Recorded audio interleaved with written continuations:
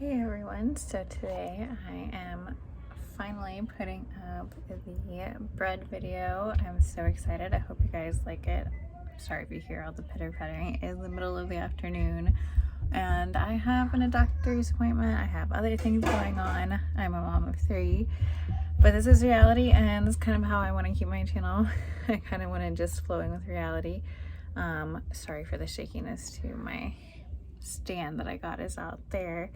And I'm doing this really quickly because it's really the only time that I have to do it right now. But I wanted to do this video because in college I had a lot of things that kind of showed me that not everyone had parents that taught them how to cook or made them learn how to cook or were really there for them to teach them like basic life skills. And although I learned in not a necessarily great way, I understand that these skills are good to have now, especially as a mom to 3 and teaching them how to do it. And so if you are one of those people who didn't have parents to show you skills like this, hi, I'm Monica.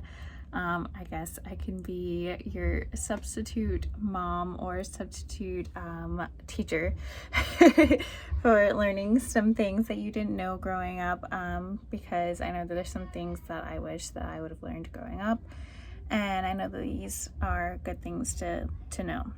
And so I thought making bread would be good, especially in this economy right now. I will have all of the instructions, the ingredients, like recipes and stuff for each bread thing that I have listed in my description, so you can follow those. You don't have to like click any links. You won't have long descriptions. You will literally have it all in the description below, and you can follow my videos along. You can do these recipes with or without bread machines, with or without KitchenAids. So even though I have those things and I use them because I have 3 kids, I use them because I really don't have a lot of time to do those things by hand. But if you don't have kids and you do have time to do them by hand, or even if you don't, but you want to do it by hand, you can totally do that. So I hope that this video is helpful for you and that it kind of helps if you didn't have anyone there to show you how to do these things. Because sometimes we don't have people in our lives to show us how to do things that are useful and good for us. And sometimes it feels like all we see on social media are big fancy kitchens, big fancy materials, expensive food. So also all the things that I use are cheaper things. They're not expensive, except for obviously the KitchenAid and the bread machine, both of which were gifted to me. So I'm very lucky. I did not buy them on my own.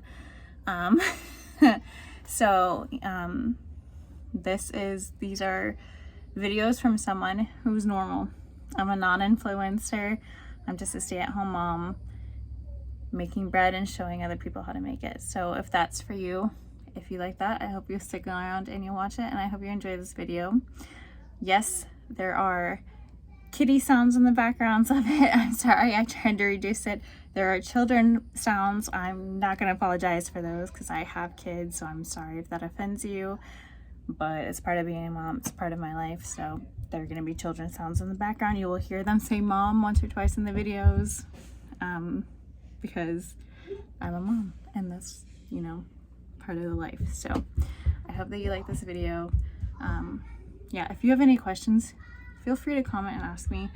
I know that sometimes I'm a very soft-spoken person, so sometimes things don't always come across right away, and I talk really fast. So yeah, if you have questions, feel free to comment down below. I hope you liked the video. Thanks so much for watching. Break away, forget our fear of what comes after. Okay, so what you're gonna need is vegetable oil, flour. I'm using all-purpose flour. I don't get bread flour specifically. You don't need that for this. You don't need the, ignore that, you don't need that. Yeast. This is the I think it's like the instant yeast. We just buy like big packs of it and throw it in here from like Costco or BJ's or wherever you get those. Sugar, granulated sugar. I'm using a KitchenAid, but it's not necessary. You can absolutely do this without a KitchenAid. And then eggs. All right, hopefully you guys can hear me over the dishwasher right now, and then hopefully this is okay angle. So we have our water here. It's 1 cup and 2 tablespoons of warm water. This is, I already have it in my mixing bowl. So now we're gonna take salt. This I have just like regular iodized salt.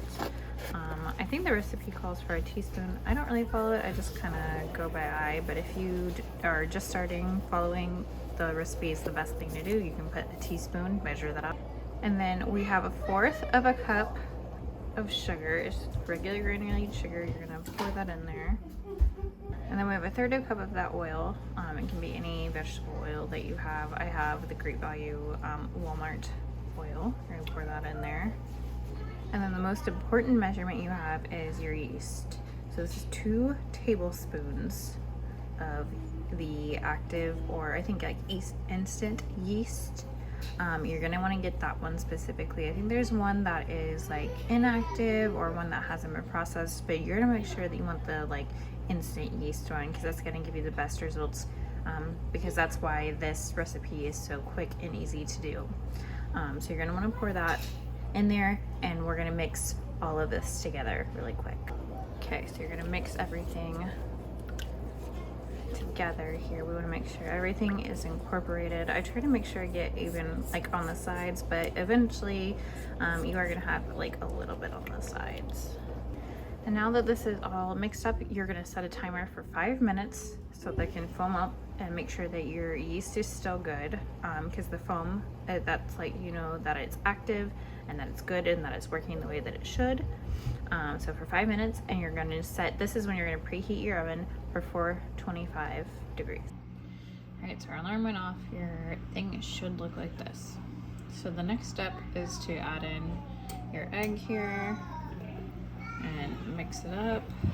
I want to make sure that's all incorporated. All right, and the next thing you want to do is you're going to add 3.5 cups of flour. And the important thing with this is to add it one at a time and mix it together to make sure it's all incorporated. So after you've mixed in the 3.5 cups of flour, this is what it should look like here. Now, if you do not have a KitchenAid, you are gonna have to knead by hand. So you can roll it out on a floured surface or a greased surface, whatever is your preferred, and knead it for 5 minutes. I was luckily gifted a KitchenAid like a while ago. So I'm using this attachment, which is like the hooked one. This is what you use to knead. So you're gonna put this in your KitchenAid, and you are going to let it do it for 5 minutes, sort of at a medium slow pace. You don't want to do it too fast, and you don't want to do it too slow, and you don't want to set it for too long. So make sure you set your timer for 5 minutes. All right, so when it's done with the 5 minutes, it should look like this. I've already prepared mine. You can prepare your sheet any way you want, if you want to use parchment paper or whatever. I have aluminum foil, and I used a Pam spray. If you don't like to use this, I know some people are weird about this, you can use butter as well, or whatever you like to use. This is what we're going to use to put our buns on next. Thank you. So you're going to get a little bit like this. I kind of just put my hands on this. My hands are clean, don't worry, I washed them very thoroughly. You're gonna get about this much, or however you want, like however big you want your buns to be, and you're gonna kind of do like a secondary knead. And then you're gonna go like this, kind of pinching them like almost as if you're making like a bao bun kind of.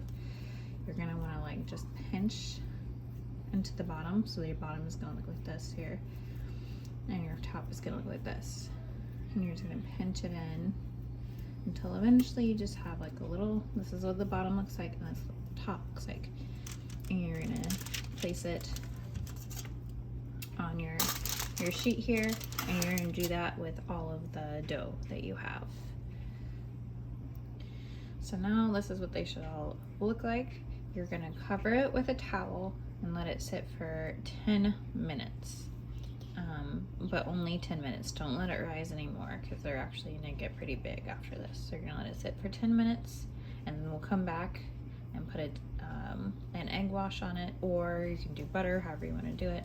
And then we'll put white sesame seeds on there if you want.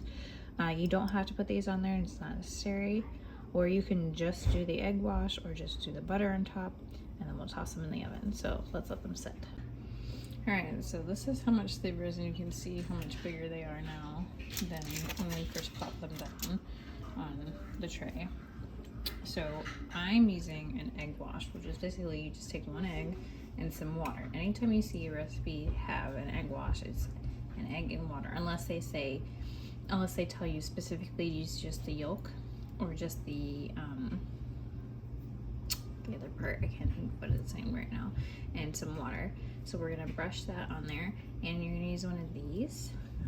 They're super cheap. I've actually had this one since college, and you're just gonna brush that all over the tops of them.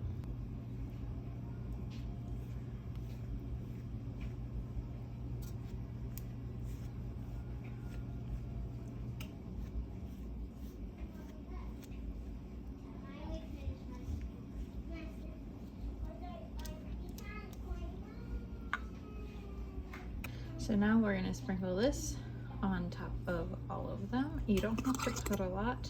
I just kind of do this all over the top of them like that.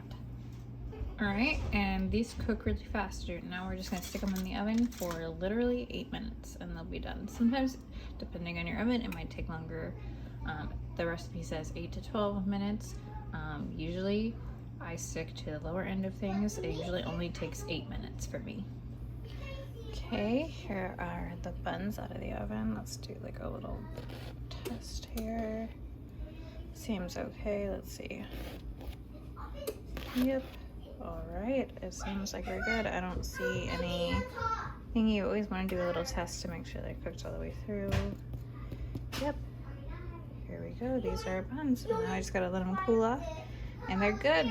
It takes less than 40 minutes to make, and you're good to go. And you just gotta pull them apart here where they've kind of formed together, and you have less than 40-minute hamburger buns. Break away, forget our fear of what comes after.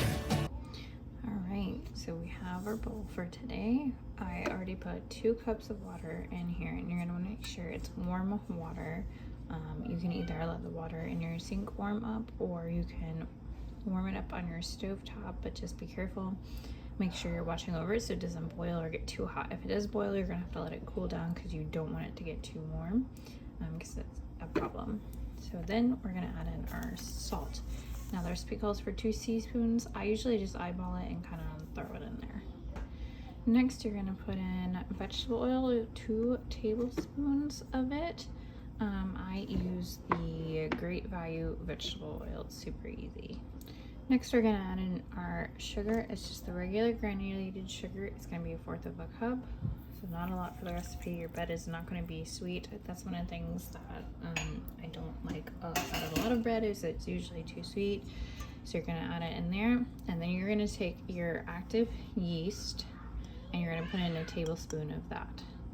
So once you have all of that in there, we're just gonna use our spoon and we're gonna mix this all up. The thing about a lot of recipes that you find online is they're not gonna tell you this, but you wanna mix all of this up, and then you're gonna leave it for about 5 minutes so it can set and it'll foam up.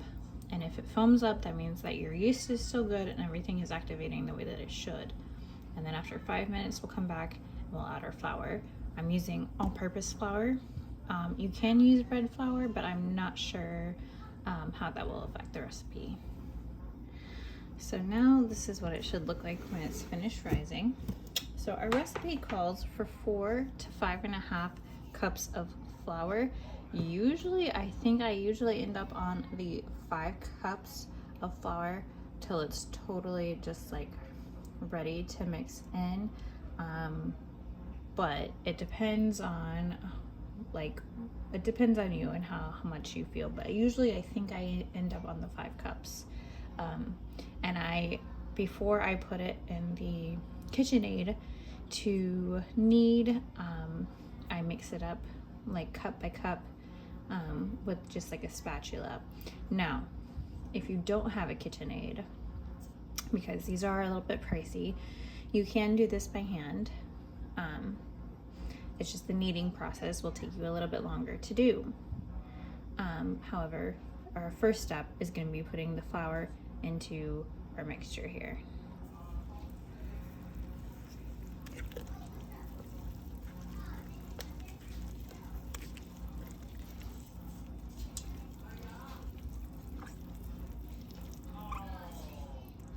So this is after 4 cups. This is usually why I add 5. I don't know if you can see on camera, but it's still looking kind of wet. You see how wet that is? Usually most recipes, I know they do like to say until it's sticky, but to me this still feels a little too sticky. So I'm gonna go ahead and add the 5th cup in there. So now we're gonna take our hook again, this hook feature for if you have a KitchenAid, and you're gonna put it on the slow to medium speed for 5 minutes to knead.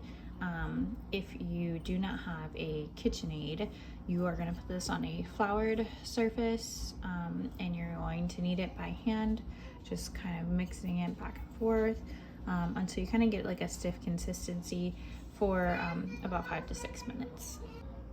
So now I already greased up my bowl. You're going to want a really big bowl because this bread rises really, really big.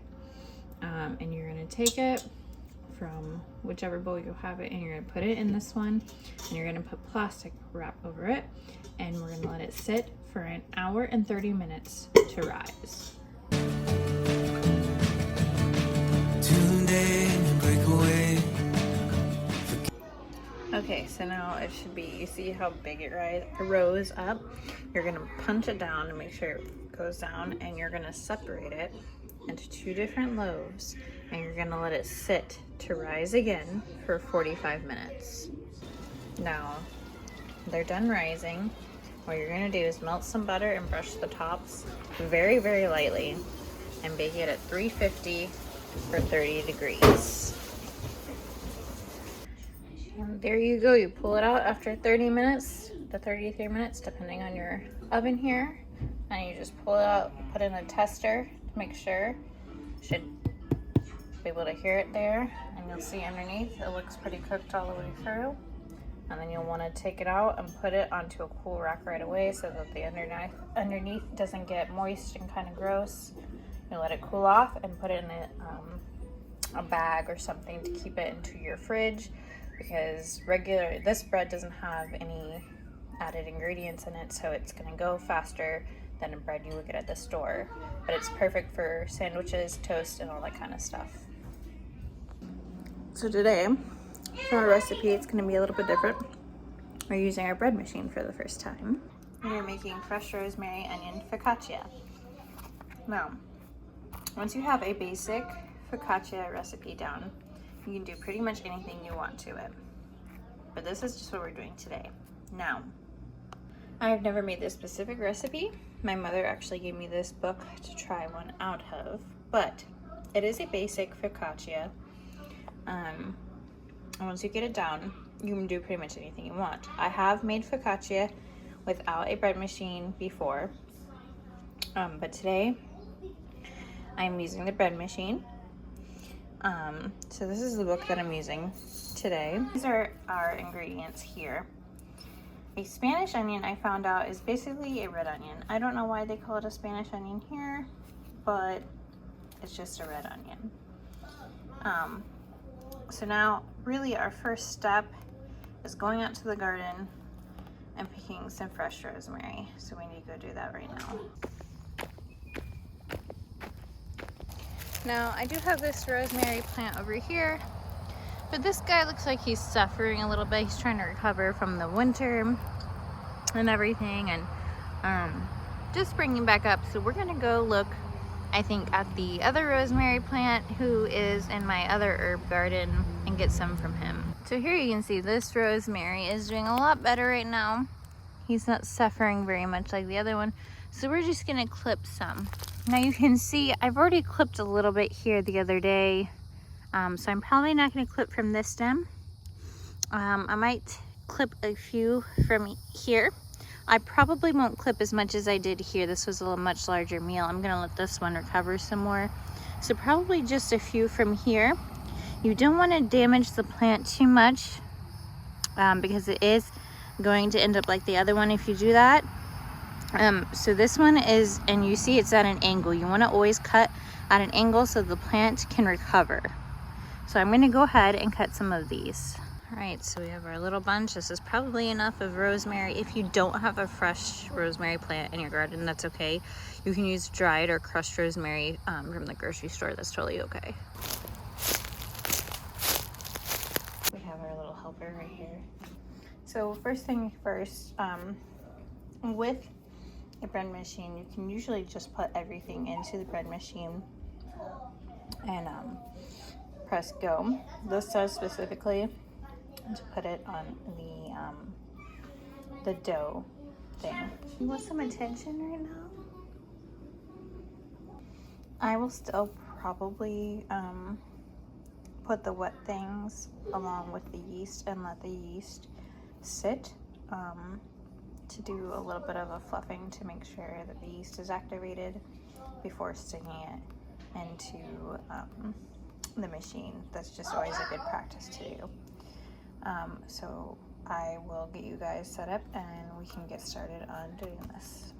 Okay, so I have our 1 1/4 cups of water, warm water in there, and the recipe calls for 2 teaspoons of salt. If it's your first time, I would recommend measuring it out, but I kind of just throw it in there since I'm used to making bread recipes, so I'm just gonna toss it in there like that. The recipe calls for 1/3 cup of olive oil, so we're gonna go ahead and pour that in there. And then we're gonna do 1 tablespoon of yeast. So you're just gonna measure out 1 tablespoon of yeast. Actually, let me read the recipe, make sure that's right. Yes, 1 tablespoon of yeast. And then you're gonna mix it up here. Sometimes it'll tell you not to mix it up. This one does not specifically say that.